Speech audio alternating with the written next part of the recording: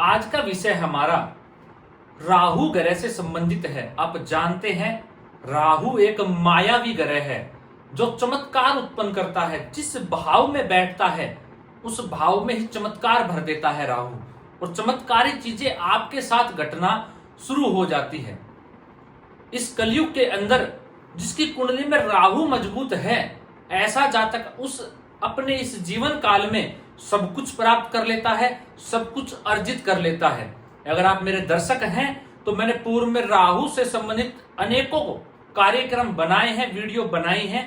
आप प्लेलिस्ट में जाके चैनल को सब्सक्राइब करके प्लेलिस्ट में जाके राहु और केतु के नाम से आपको प्लेलिस्ट मिलेगी, उसको देख डालिए। उसमें राहु से संबंधित काफी चर्चाएं आपको मिलेंगी।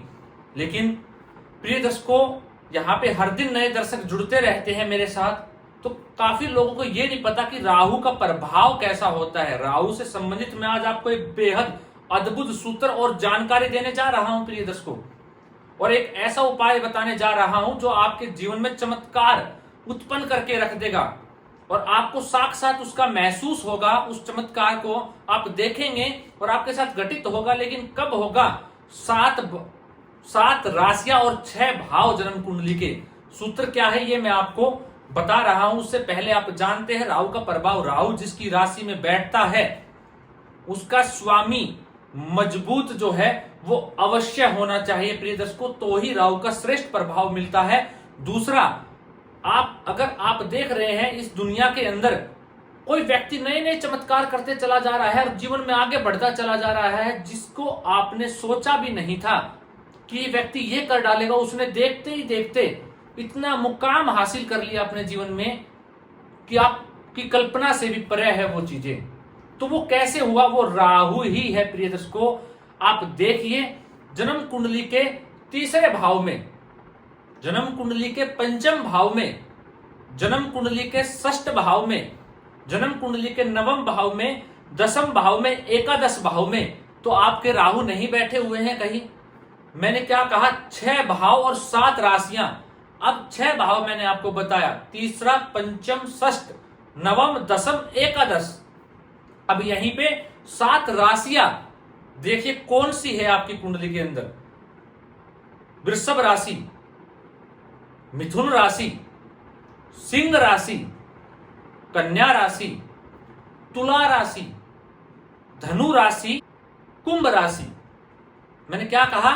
वृषभ, मिथुन, सिंह, कन्या, तुला, धनु और कुंभ राशि। ये राशियों में अगर आपके राहु हैं, इन्हीं भावों के अंदर जो मैं आपको बताने जा रहा हूं, कौन से? तीसरा, पांचवा, छठा, नौवा, दसम और एकादश, इन 6 भावों में। आप जानते हैं तीसरे का राहु आदमी को पुरुषार्थी बना देता है। ऐसा जातक पुरुषार्थ के दम पे सब कुछ अपने जीवन में अर्जित कर लेता है। पंचम का राहु निस्संदेह पेट से संबंधित, संतान से संबंधित कष्ट देता है, लेकिन जातक को बेहद बुद्धिमान बना देता है, बेहद टैलेंटेड बना देता है। जातक को पंचम का राहु बड़ा जबरदस्त फल देता है, शेयर मार्केट इत्यादि से भी जातक को खूब लाभ दिलवाता है। वही प्रिय दर्शकों, षष्ठ का राहु आप जानते हैं शत्रु हंता बना देता है, शत्रु पे सदैव ऐसा जातक विजय प्राप्त करता रहता है।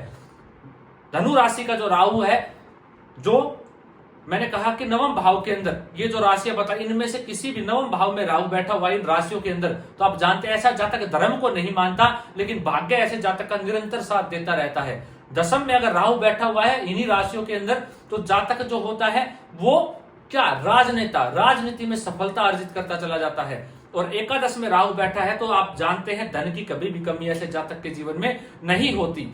अब क्यों नहीं होती? जो वृषभ राशि है वो राहु की उच्च राशि है, मिथुन जो राशि है वो राहु की मूल त्रिकोण राशि है, सिंह राशि है वो ग्रहों के राजा की राशि है। आप जानते हैं सिंह राशि में कोई भी ग्रह खराब फल नहीं देता है, तो ग्रहों की राजा की राशि में जाके बैठ के राहु खराब फल नहीं देंगे। कन्या राशि है उसके मित्र ग्रह की राशि है, यहाँ भी राहु खराब फल नहीं देते। तुला राशि भी जो राहु के मित्र ग्रह की राशि, खराब फल नहीं देते।